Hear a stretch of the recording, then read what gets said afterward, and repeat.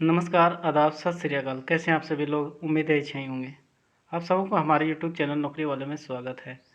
जैसा कि आप सभी यहाँ पे सभी आपको पता चल ही गया होगा कि एसएससी सीजीएल 2022 का आंसर की आ चुका है और इस बार बहुत ही ज़्यादा वैकेंसी है, 37,000 के प्लस वैकेंसी है।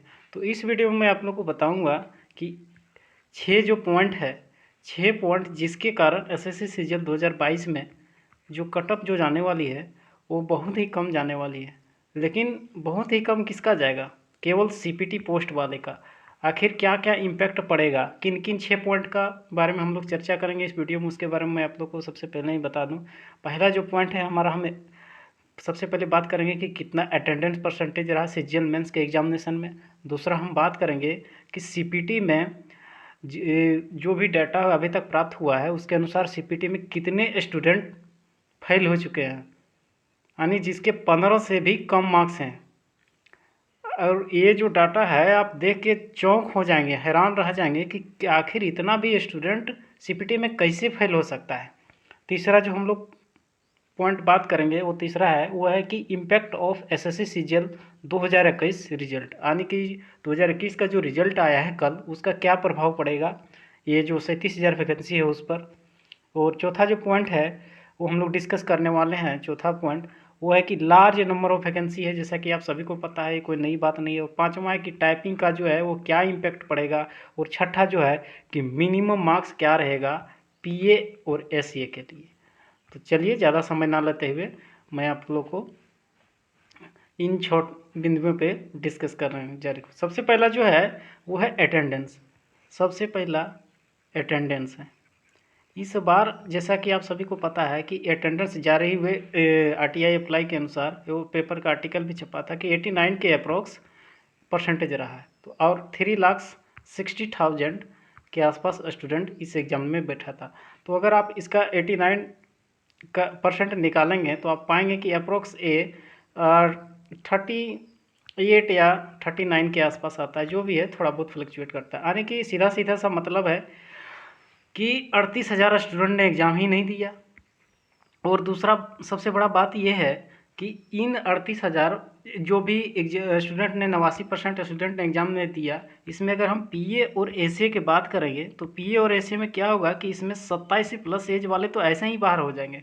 तो अगर हम पीए और एसए के नज़रिए से देखें तो अगर मोटा मोटी मात्र 3 लाख ही स्टूडेंट ने एग्ज़ाम दिया है, जो एक मतलब पीएससीओ वालों के लिए एक अच्छी खबर हो सकती है किसी के लिए, और किसी के लिए एक थोड़ा सा निराशाजनक भी है जो 27 एज प्लस वाले हैं। तो आप यहाँ पे देख सकते हैं कि अटेंडेंस का ये जो क्या कुछ सिनारियो रहा है। खैर इसका बहुत बड़ा इम्पैक्ट नहीं पड़ेगा। चलिए हम लोग दूसरा जो पॉइंट बात करने वाले हैं वो दूसरा पॉइंट है कि सीपीटी में जो भी सीपीटी है कंप्यूटर का जो हुआ है एग्जामिनेशन टाइपिंग छोड़ के, उसमें कितना स्टूडेंट फेल हो चुके हैं। आपको यह जान के बहुत ही हैरानी होगा कि ये भी जारे हुए डेटा के अनुसार 63,000 स्टूडेंट ऐसे हैं जो सीपीटी में फेल है। जो सीपीटी में फेल है यानी कि ये तो टोटली ऐसे ही आउट ऑफ रेस हो चुके हैं।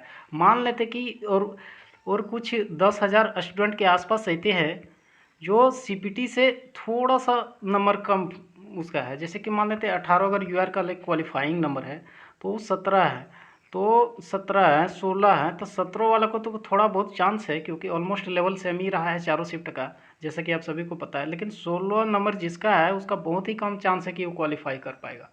तो इस अनुसार अगर ऐसा भी हो जाएगा तो ये 65 प्लस हो जाएगा, ये 65,000 प्लस हो जाएगा। तो आप देख सकते हैं कि कटअप कैसे, यानी कि 3 लाख तो ऐसे ही स्टूडेंट एग्जाम दे रहे हैं, उसमें से 63,000 ऐसे ही बाहर हो गए, यानी कि 2,40,000 के आसपास ही केवल स्टूडेंट बचा है। तो आप देख सकते हैं कि इससे कटअप पर बहुत ही ज़्यादा इम्पैक्ट पड़ेगा। और ये जो 60,000 स्टूडेंट जो बाहर हुए हैं उसमें 40 से 30% ऐसे स्टूडेंट हैं जो सिलेक्शन वाले थे। तो आप देख सकते हैं कि क्वालिटी ऑफ स्टूडेंट कितना बाहर हो रहे हैं। तीसरा जो पॉइंट है हम लोग डिस्कस करने वाले हैं, तीसरा जो पॉइंट है कि कल जो एसएससी सीजीएल 2021 का जो रिजल्ट आया है उसका क्या इम्पैक्ट पड़ेगा। आप सभी को पता है कि 6200 के आसपास वैकेंसी थी, या थोड़ा सा प्लस, मतलब हमको एग्जैक्ट डेटा याद नहीं है। तो आप देख सकते हैं कि 6200 के आसपास वैकेंसी थे, लेकिन ये भी बात है कि इन 6200 में मात्र 12 या 1500 स्टूडेंट ऐसे ही होंगे जिसको डिजायर पोस्ट मिला होगा। वो तो बहुत ज़्यादा हो गया। हम मान लेते हैं कि 1000 ही ऐसे होंगे जिसको सेटिस्फाई हो भी होंगे अपने जॉब से, और बाकी जो 5000 के आसपास जो बचा, ये 5000 तो जाहिर सी बात है, 5000 क्या, ये जो जितने सेलेक्ट हुए वो खुद सब बैठे हैं एसएससी सीजीएल एग्जामिनेशन। लेकिन जब पोस्ट प्रेफरेंस फिल करने की बात आएगी तो उसमें से 5000 स्टूडेंट तो फिर भी पोस्ट प्रेफरेंस भरेंगे ही भरेंगे, केवल 1000 या 1200 ही होंगे। लेकिन इस 5000 स्टूडेंट में 4000 स्टूडेंट ऐसे रहेंगे जो पीए और एसए ऑप्ट ही नहीं करेंगे। क्यों? क्योंकि ये खुद से ही ऐसे ही लेवल वाले जॉब में है। और रहा बात कि कुछ इस इन 4000 में से कुछ ऐसे भी स्टूडेंट होंगे जो पीए एसए ऑप्ट करेंगे। क्यों? क्योंकि अगर वो पीए होंगे साउथर्न स्टेट्स में, तो ज़रूर जाहिर सी बात है, भले पीए ही का ही पोस्ट मिले फिर से, लेकिन वो तो अपना एरिया अपना स्टेट आने ही खोज चाहेगा, कोई भी बंदा रहेगा। तो सबसे बड़ी बात यह है कि भले ही वो पीए ही लेवल का चूज करेगा, लेकिन वो फिर अपना ही स्टेट आना ही चाहेगा, इसलिए ये कर सकते हैं। लेकिन फिर भी अगर इस सब सारी चीज़ों को नज़रअंदाज कर दूं तो फिर भी 3500 तो ऐसे स्टूडेंट रहेंगे जो पीए और एससीए को एटलीस्ट चूज नहीं करेंगे। तो कम से कम पीए और एससीए जिसका थोड़ा सा कम स्कोर है, तो वो पीए और एससीए को तो कम से कम अपने आप को थोड़ा सा देख सकता है कि सेफ के नज़रिए से। लास्ट के वीडियो में मैं बात करूँगा कि आखिर कितना जा सकता है। तो आप देख सकते हैं कि एसएससी सीजीएल 2021 का सीधा सीधा मोटा मोटी इम्पैक्ट ये रहा कि 3500 का स्टूडेंट ऐसे हैं जो पीए और एसए को ऑप्ट नहीं करेंगे। बाकी या तो दूसरा पोस्ट प्रीफर करेंगे या अपना होम स्टेट जाने के लिए पीए एसए प्रीफर करेंगे। ये रही बात, ये तीसरा पॉइंट हो गया। अब बात करते हैं हम चौथा पॉइंट का। तो चौथा पॉइंट आप देख सकते हैं, चौथा पॉइंट के बारे में हमने बताया था कि इस बार बहुत ही ज़्यादा लार्ज नंबर ऑफ वैकेंसी है। तो लार्ज नंबर ऑफ वैकेंसी है तो इसका सीधा सीधा इम्पैक्ट आप देखिएगा तो आप यहाँ पे ये भी देख सकते हैं कि लार्ज नंबर जो वैकेंसी है उसमें 20,000 के आसपास तो पीए और एसए है, 20,000 के आसपास तो पीए और एसए है। और इसमें अगर हम टीए को भी जोड़ दें जो कि सब 2400 ग्रेड पे का है, 24 के जीपी का है, तो आप देख सकते हैं कि ये आपका जो आंकड़ा है वो 27,000 के आसपास चला जाता है। फिर भी आप देख सकते हैं कि अच्छा लेवल का जो पोस्ट है, डबल ए वो का ऑडिटर हो गया 2800 grade pay, 4600 grade pay, 4200 grade pay, 4800 grade pay, तो इसमें तो फिर भी आप देख सकते हैं कि 10,000 से प्लस वैकेंसी जो है वो फिर भी मतलब अच्छी पोस्टों के लिए है। तो इस बार देख सकते हैं कि इसका भी इम्पैक्ट पड़ेगा कि कट ऑफ जो है खास करके पीए और एसएम वालों के लिए बहुत ही कम हो जाएगा, बहुत ही कम, बियॉन्ड इमेजिनेशन हो जाएगा। अब हम पांचवा पॉइंट के बारे में डिस्कस करते हैं। पांचवा जो सबसे ज़्यादा इम्पोर्टेंट और सबसे बड़ा एलिमिनेटिंग फैक्टर साबित होगा वो है टाइपिंग। टाइपिंग सबसे बड़ा फैक्टर क्यों साबित होगा? क्योंकि जो बहुत ही ज़्यादा सीरियस स्टूडेंट थे, बहुत ही ज़्यादा सीरियस थे, वो क्या कर रहे थे कि वो प्री का एग्ज़ाम देने के बाद ही टाइपिंग में लग गए। लेकिन कुछ ऐसे स्टूडेंट थे, कुछ ऐसे ही महानुभाव भी थे वो, और कुछ ऐसे ही जो ट्रेडिशन को फॉलो करने का सीधा सीधा मतलब है कि एसएससी जब भी मेंस का एग्ज़ाम कर देते थे वो रिजल्ट से 1 या 1.5 महीना का टाइम मिलता था। लेकिन इस बार ऐसा नहीं हुआ, और इस बार हुआ यूँ कि आप सभी को पता है कि क्या हुआ है। मात्र 20 से 22 दिन का टाइम मिला, जिसमें से बहुतों क्या मतलब अप्रोक्स 60 to 65% स्टूडेंट की टाइपिंग अच्छे तरीके से नहीं हो पाई। ओनली जो 30 से 35 स्टूडेंट ही ऐसे थे जो सीरियस कैंडिडेट थे और पहले से ही टाइपिंग में लग गए थे। तो सबसे बड़ा जो एलिमिनेटिंग फैक्टर इस बार होगा वो टाइपिंग होगा। अब टाइपिंग का भी 2-3 क्राइटेरिया है। टाइपिंग का क्या क्राइटेरिया है? टाइपिंग का सीधा सीधा सा बात है, एक तो है कि आपको, एक है क्वालिफाइंग नेचर का कि आपको केवल क्वालिफाई करना है। आप सभी को पता है कि यूआर का 80% चाहिए, ईडब्ल्यूएस और ओबीसी वालों के लिए कितना चाहिए, 75, एंड अदर जो भी हैं उसको 70 चाहिए। लेकिन अगर आप इतना इतना और इतना ही केवल आप करते हैं तो आप सीधा सीधा ये मान के चलिए कि आप जो है वो 15 से 17,000 पोस्ट से आप सीधे सीधे ही बाहर हो जाएंगे। केवल सीपीटी वाले पोस्टों में, जो भी सीपीटी का पोस्ट है, सीपीटी का पोस्ट जो है वो मोस्टली जो पीए और एसए है, इसमें आपका कंप्यूटर का नंबर देखा जाएगा और बहुत ही अच्छा खासा कटअप जाने वाला है। क्योंकि कंप्यूटर में आप देख सकें 60,000 स्टूडेंट भले ही फेल हो चुके हैं, लेकिन उसके बावजूद भी इसका जो है अच्छा खासा कट ऑफ जाने वाला। आप ये मान के चलिए कि अगर जनरल कैटेगरी में आपका 24 या 24 नंबर से कम है, तो आप पीए और एससी के लिए तो भूल ही जाइए, बहुत ही मुश्किल होगा। अगर आप ओबीसी और ईडब्ल्यूएस से हैं तो 22 नंबर से अगर कम है आपका, तो आप आप ये मान के चलिए कि आप बाहर हैं, कम से कम पीए और एससी से। अगर आपका नंबर बहुत ही अच्छा है उधर, तो आप ये बात अलग कि आप 4600 4200 ग्रेड पे के लिए एलिजिबल हो जाइएगा। लेकिन अगर 22 से कम नंबर है तो आप बहुत ही मुश्किल होने वाला है आपको। और तीसरा जो सबसे बड़ा फैक्टर है, जो हम यहाँ पे टाइपिंग का सबसे बड़ा जो पांचवा फैक्टर है, हम टाइपिंग के बारे में इसमें बात कर रहे हैं। तो टाइपिंग में हुआ ये है कि सबसे पहले तो 40% स्टूडेंट ऐसे हैं जो टाइपिंग फुल टाइपिंग कर ही नहीं पाए हैं, जितना भी एग्ज़ाम दिए हैं। ये बीटर रियलिटी है, एग्ज़ाम आएगा ना तो अब आपको दिख जाएगा। 40% स्टूडेंट ऐसे हैं कि जो टाइपिंग कर ही नहीं पाए हैं, और बचे जो 60% स्टूडेंट ऐसे हैं जो टाइप तो किए हैं लेकिन उसका एक्यूरेसी मेंटेन नहीं किया। एक्यूरेसी मेंटेन करने वालों की संख्या जो है वो मात्र 30 से 35 है। एक्यूरेसी मेंटेन करने से मेरा सीधा सा मतलब है, अगर जनरल वाला है तो 95+% एक्यूरेसी के साथ टाइप किया है, और अगर ईडब्ल्यूएस वाला है तो 93, और ओबीसी वाला भी है तो 93।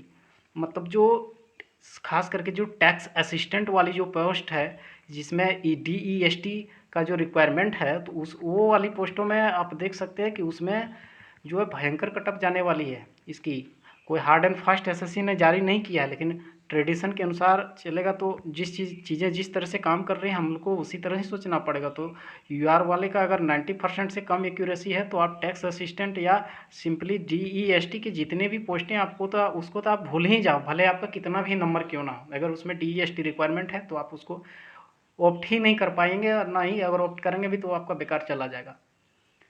और सबसे लास्ट वाला जो फैक्टर है, सबसे लास्ट फैक्टर जो है छठा, वो मिनिमम हम जो है वो पीए और एसए के लिए ही केवल इस वीडियो में बात करूँगा। क्यों? क्योंकि बाकी जो चीज़ें हैं उसमें तो जिसके अच्छे नंबर हैं तो वो तो, अगर अच्छे नंबर कहने का मतलब है कि अगर आपका 280 से प्लस है और सीपीटी में भी अच्छा है, तो जाहिर सी बात है आप पीए एसए तो चूज नहीं कीजिएगा, क्योंकि सीपीटी में भी अच्छा है, और अगर डीईएसटी में भी अच्छा है तो आपको तो अच्छा सा पोस्ट डीईएसटी टैक्स असिस्टेंट वगैरह तो मिल ही जाएगा। लेकिन बात करते हैं पीए एसए, क्योंकि सबसे ज़्यादा वैकेंसी इसी की ही है। तो पीए और एसए की जब हम बात करते हैं, तो जितना अभी तक मैंने वीडियो देखा है यूट्यूब में, सबसे मोटा मोटी ऑब्जर्वेशन यही लगा है कि अगर आप जनरल कैटेगरी से हैं, अगर आपका सीपीटी में अच्छा नंबर है, सीपीटी बहुत बड़ा डिसाइडिंग फैक्टर रहेगा। और अगर आपका सीपीटी में ज़्यादा नंबर है, अच्छा नंबर है, और अगर आपका 265 नंबर अभी आ रहा है, तब अपने आप को आप सेफ मान सकते हैं। बाकी यूआर और बाकी ईडब्ल्यूएस और ओबीसी वाले अपना 10% कम, मतलब जो भी है, मतलब ये 260 के प्लस अगर आपका है, ये ईडब्ल्यूएस और ईडब्ल्यूएस और ओबीसी वाले, तब अपने आप को आप सेफ मान सकते हैं।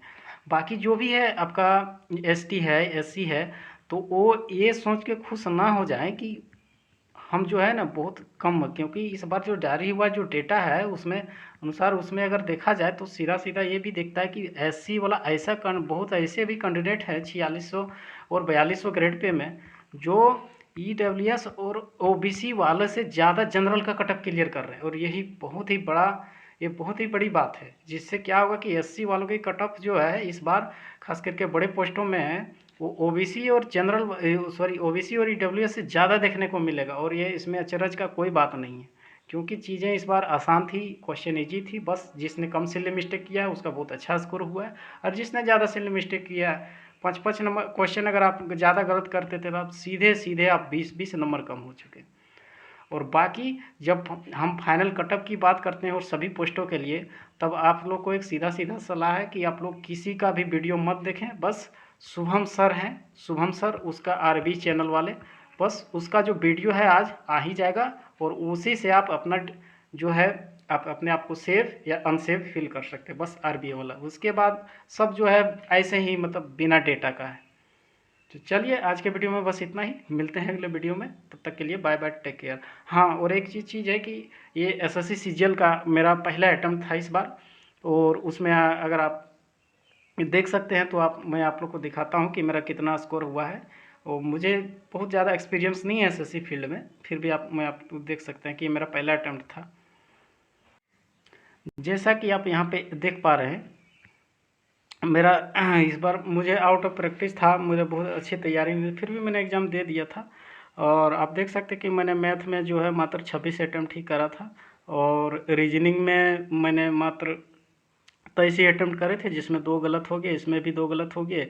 और इंग्लिश में जो है मेरा वो 9 गलत हो चुका है, क्योंकि 3-4 को मेरा बहुत ही इजी सिली मिस्टेक हुआ था, जिसके कारण मेरा नंबर थोड़ा सा कम हो गया। जनरल अवेयरनेस में आप ठीक ठाक कर सकते हैं, और कंप्यूटर में भी ठीक ठाक स्कोर है, 29 है, इसमें 39 है, 96 और 61, और इसमें 70 है। आप देख सकते हैं कि मेरा जो ये जो है ये डिसाइडिंग फैक्टर वाला है, कंप्यूटर को छोड़ दें तो मेरा 266 के आसपास स्कोर है, और EWS कैटेगरी है, और कंप्यूटर में भी 29 है। टाइपिंग भी मेरा अच्छा से गया है, 1996 गया है। तो आप उम्मीद कर सकता हूँ कि PA तो मिल जाना चाहिए। आप देखिए चीज़ें आखिर कैसे काम कर सकती है।